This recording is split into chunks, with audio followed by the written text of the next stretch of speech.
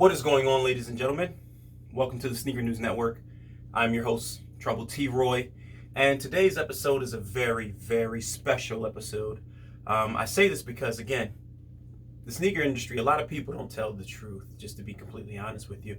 It's a bunch of lies floating around, and people are really holding on and sticking to these lies, maybe even so much to the point that they start believing that these lies are true. So we're going to deal with it. We're going to jump right into it.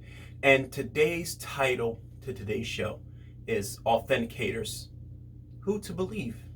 Now, most of you who've seen my other YouTube videos know that I give these so-called authenticators a hard time. And you hear me say all the time, the reason why I do is, number one, who made you an authenticator? If the brands themselves don't authenticate shoes, and they're the brands, they have them made, who are you? That's the ultimate question. But we're going to do something. So I pretty much conducted an experiment and had some shoes authenticated. Shoes that I know were indeed authentic, and it was these shoes right here. It is the NMD, the Pharrell Williams NMD, the Nerd Adidas NMD. And forgive me if I'm not giving it the specific correct name. So I know a lot of you sneakerheads out there are going to correct me in the comments, but yeah, you get what I'm saying. So these Adidas right here had them authenticated by two different outlets. One was at a sneaker convention by an authenticator that they had there. The second was by my buddies, the GOAT app. As you know, I kind of divvy and dive into these apps quite a bit, just breaking down what it is that they really do, opposed to what they say they do. But that's not a story for right now. This is the news right now. So had these shoes authenticated by two different outlets. And let's take a look at the footage from the sneaker convention of these being authenticated. Take a look. It's legit checker here, getting some legit checks done.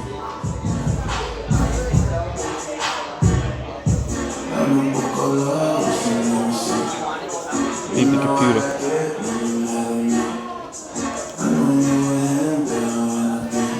Look like black light testing.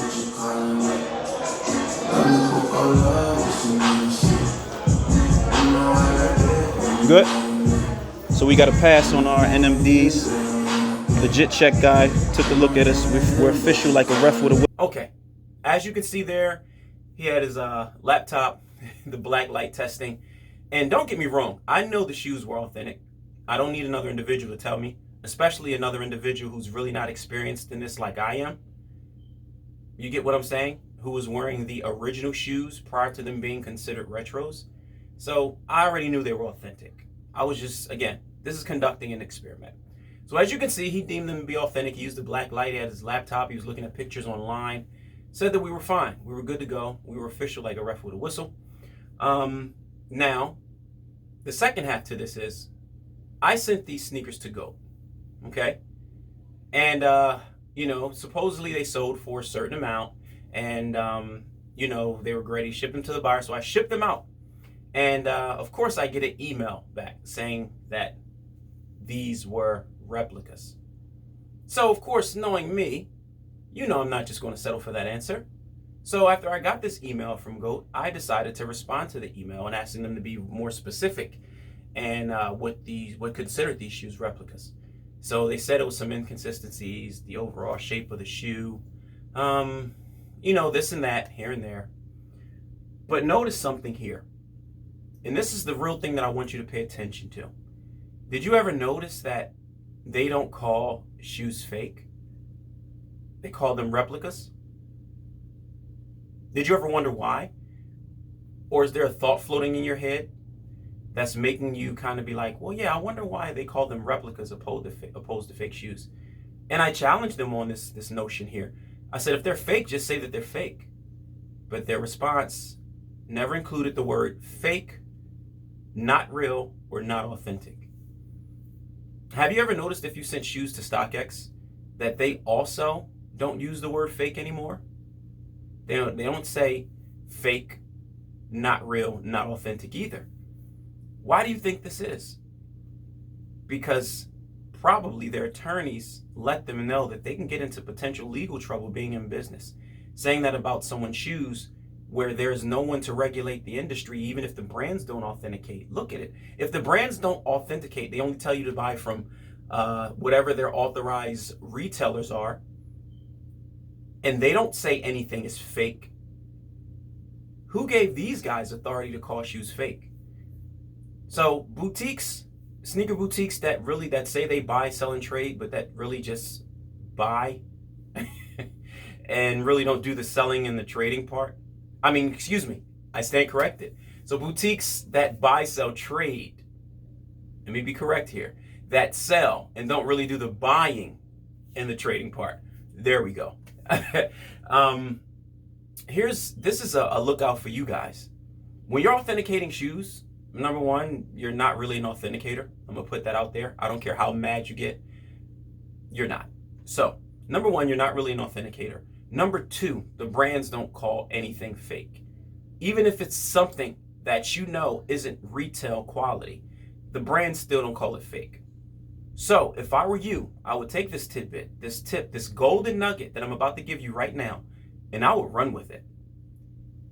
When you're authenticating shoes, I wouldn't use the word fake, the terminology not real or not authentic, because guess what? You can get in trouble legally.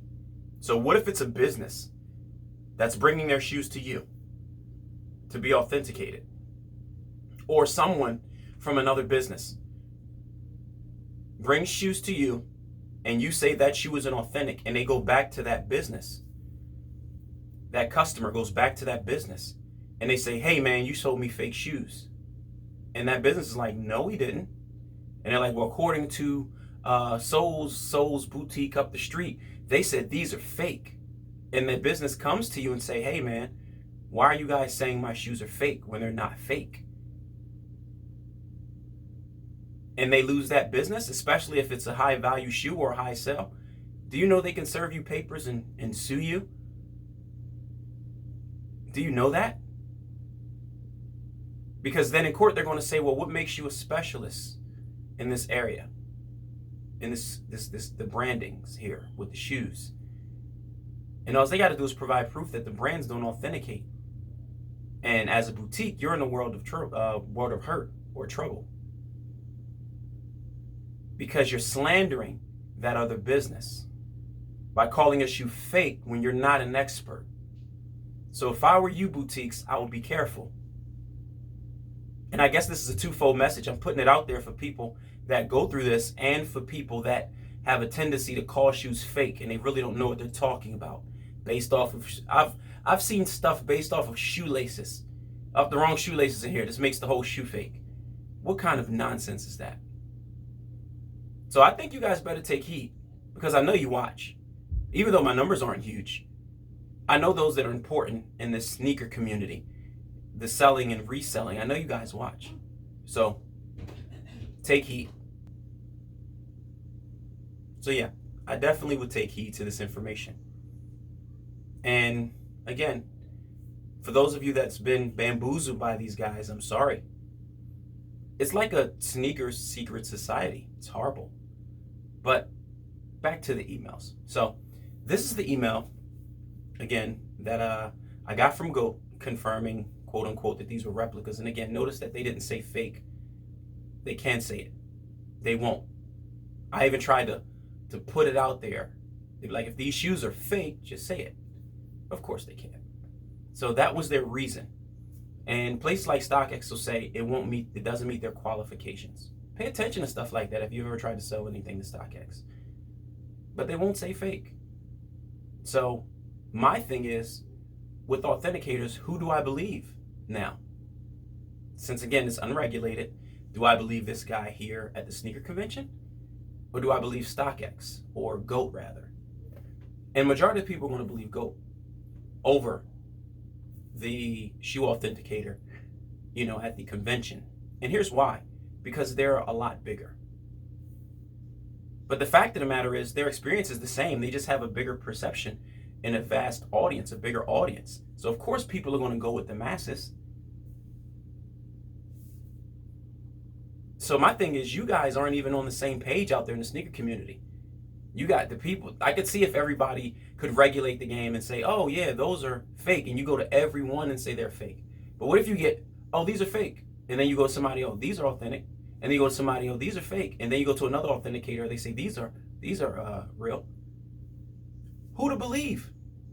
That goes to show how sloppy you are, sneaker community and authenticators, that made up terminology. Trust me, I think you guys will want to take heed to what I'm saying. But again, this is your boy, Trouble T. Roy. Thank you for tuning in, and I'm out.